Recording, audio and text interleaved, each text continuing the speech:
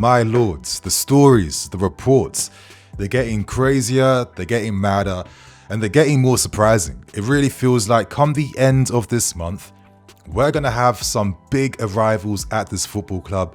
And today, my friends, I'm here to break down all the reports and all the stories so we can have this conversation. So hit that like button, share your thoughts and opinions, and let's tackle today's reports. I need to start things off by discussing the latest updates first, and we turn our attentions to Adeyemi because we had some surprising insight from L'Equipe today as they revealed that we've made a verbal offer for the player. Now let me break this down for you. Essentially, the verbal offer is the conversation that comes before the official bid. Once we have an offer and price range accepted during these verbal conversations, then we'll present our official bid for the player. But considering the fact that the window ends in like less than 2 weeks, you want to secure as many verbal offers as humanly possible for all the attacking players currently on your shortlist, right? So Adeyemi, who's had long-term interest, plays both flanks, and can also play up front as well too, is someone we're considering as his contract expires in 2027.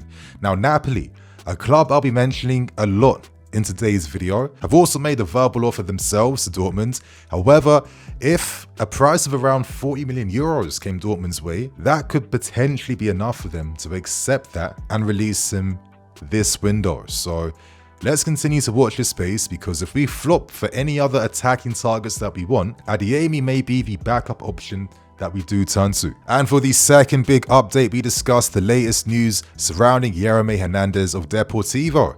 As I mentioned, Napoli, you're going to be hearing this club a lot in today's video, as Napoli now have made it very clear they are hoping to sign Yeremay, and Antonio Conte is a big fan and wants the winger in Naples. Now at the moment, we are ahead of Napoli because of the negotiations we've been having. And the interesting thing is that it does seem like potentially Deportivo could be willing to accept less than Yeremay's 20 million release clause.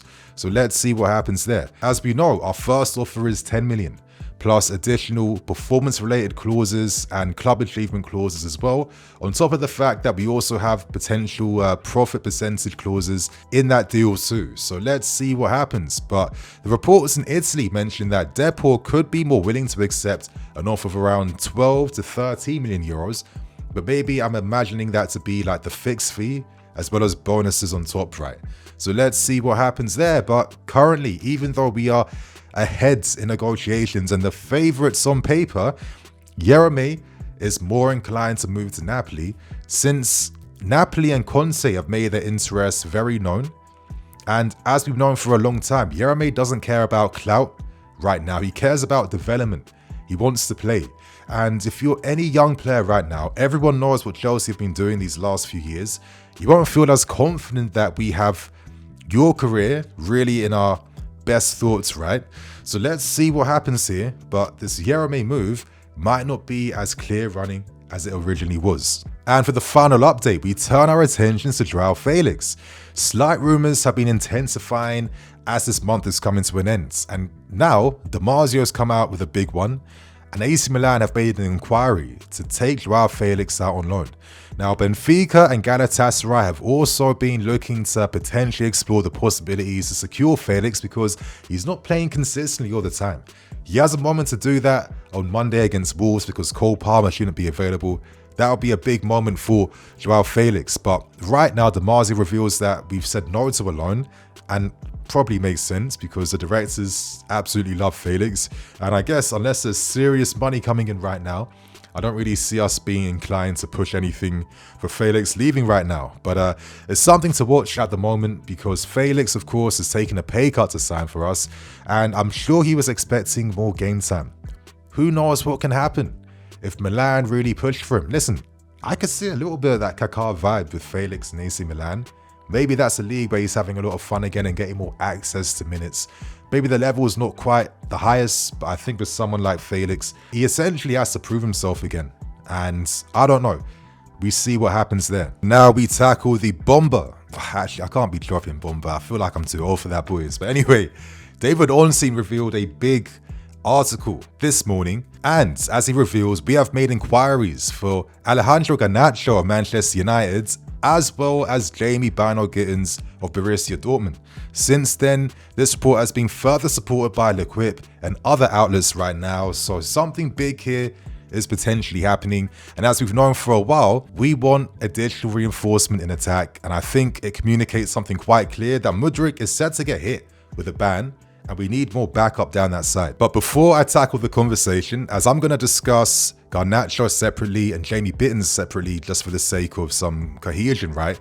Let's understand why we're even making inquiries for both these wingers. For me, it's quite clear. Now that Enzo Maresca is our manager, he prefers to have traditional wingers. He wants wide outlets now in the team. He doesn't want these /10 style playmakers. He already has that in Cole Palmer. We need to address this need for the squad that Maresca wants. And for myself, I feel like we're doing something where we want to have an established guy that's closer to peaking. And I'll use Sancho as the example down the left-hand side. And behind him, we want the competition player that is young, that can maybe accept more squad minutes at the moment, but has that potential to upsell the guy ahead of him and become that new number one. You know, that mixture of experience and exciting youth, alongside having two wingers on either side that offer a direct threat and a more creative support threat. That is a good balance to have in the squad that Maresca wants. But before I continue on, I want to say one thing. Listen, I know that some of you guys might not be impressed by some of the links recently, and I hear you. I definitely feel you. Are these the type of players I'll be going for if I could pick? Maybe not, because I want us to now, you know, maybe sign a few more established guys or players who are ready to actually contribute to big things right now. I feel all you guys, but listen, I'm not here to give my thoughts and opinions when I'm tackling news stories, because that's going to kill the conversation. And you guys watch these videos so you can be involved in the conversation. You know, for the sake of these stories, I have to do right by the conversation and these stories without imparting my personal beliefs into everything, because what's it doing for you guys all the time, right? So now that I've clarified things, let's start with Alejandro Garnacho. What the hell's going on? As we know, Man United had recently rejected a 40 million bid from Napoli for Garnacho. They're currently holding out for around bids of just over 50 million.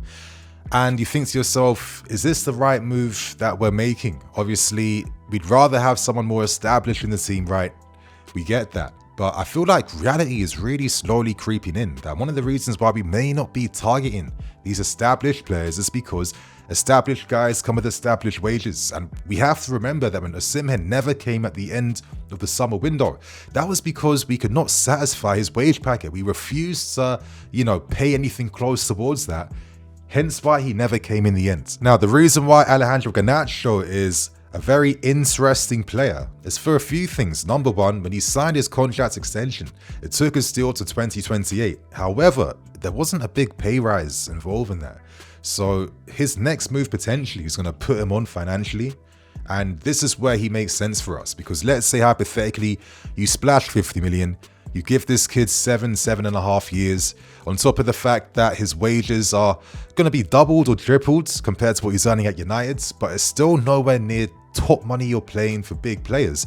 His player cost per year works out to be pretty attractive, pretty affordable, and if anything happens to him, you protect yourself financially with a future sale. Or on the other side, you hope that he's someone that achieves his potential and becomes the next great left winger in the Premier League. Now, Garnacho has come under a lot of criticism at times at United, and I get it, when big clubs have big aspirations and those goals aren't being met, a lot of times frustration can turn towards the youth guy for not being as decisive or experienced as he should be. That's the game you play. But Garnacho has some interesting promise, and I hope you guys hear out what I have to say. But in the meantime, now that Amorim's Man United manager, he's really struggling to make sense of what to do with Garnacho. Going for more established wing-backs out wide instead, and preferring to use Amad Diallo on the right-hand side to be that more Nuno Santos offensive winger down the opposite side. So United are kind of thinking about the future here, and pure profit from his sale could really help them in reinvesting in key areas for Ruben Amorim. But just because Garnacho doesn't make as much sense at United right now, doesn't mean that he wouldn't make sense here. I mean, for example, look how Sancho's dribbling ability has come back to life right now, and a lot of us thought he had lost that when actually he was not in the right environment. And even though I think Garnacho is a strong confident winger.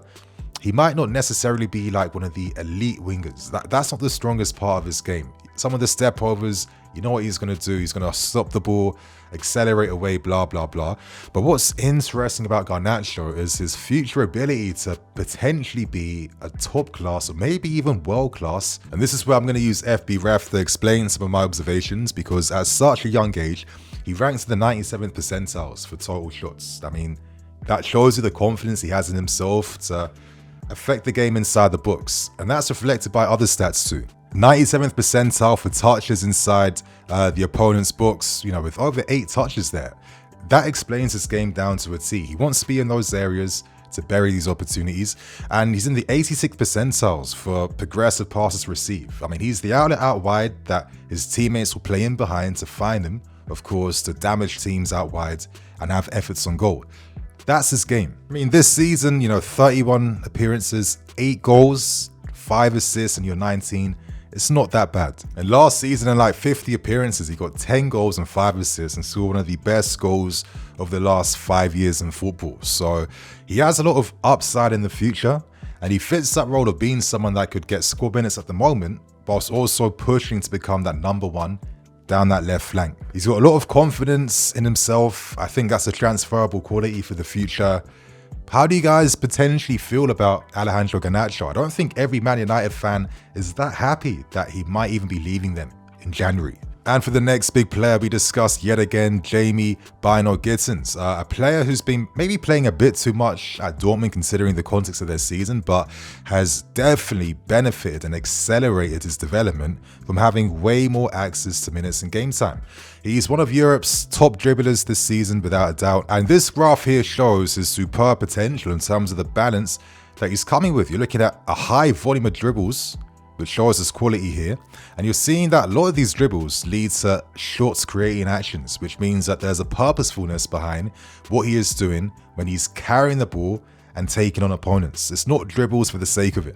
There's end product and decisive actions that come on the end of these really incredible dribbles. Another interesting stat that I saw was the fact that he's one of 6 players in Europe's top 5 leagues that essentially create shots from their own dribbles, and other players ahead of him, Cunha of Wolves, makes sense, Omar Mamouche, makes sense, and Bremo makes sense, Chris Wood, which is surprising but does make sense, Marcus Thuram and Ramirez. So yeah, they rank higher, but he is by far the youngest one, and it is a superb part of his game that already he's able to possess this high level ability, in my opinion. He's been their undoubted star this season. It's been a very difficult one for Dortmund, but their fans finally see him in the same bracket of your Sanchos, Dembeles, Haalands, Bellinghams. That's how good he's been. And listen, I think his dribbles have been so key for Dortmund because their midfield struggled this season. They're not really able to find their attackers enough in behind and with quality on the ball. Hence why it's even more important that Gittens has been a superb outlet for Dortmund to even get up the field. It's no surprise that teams have clocked he must now get double marks, and I think the fact that this is already happening so young tells you about his like high class potential in the future. For myself, if I had to pick, I'm more inclined to go for Gittens. Again, just like Garnacho, his contract expires in 2028. He's earning just under 50k a week at Borussia Dortmund. If the money's right, if we offer guys, could something happen here? Dortmund would not want to let him go. So if you're making an inquiry, we should be making that inquiry with the belief that if we have to pay big money to get him right now, you do that. But yeah, he's a very exciting talent, one of the up-and-coming young winger stars in Europe at the moment. And yeah, my guys, I think that's enough in terms of what to expect and what is happening around both wingers. But just to end things, listen, as I said, am I necessarily going for this profile now? We got enough potential FC at the moment.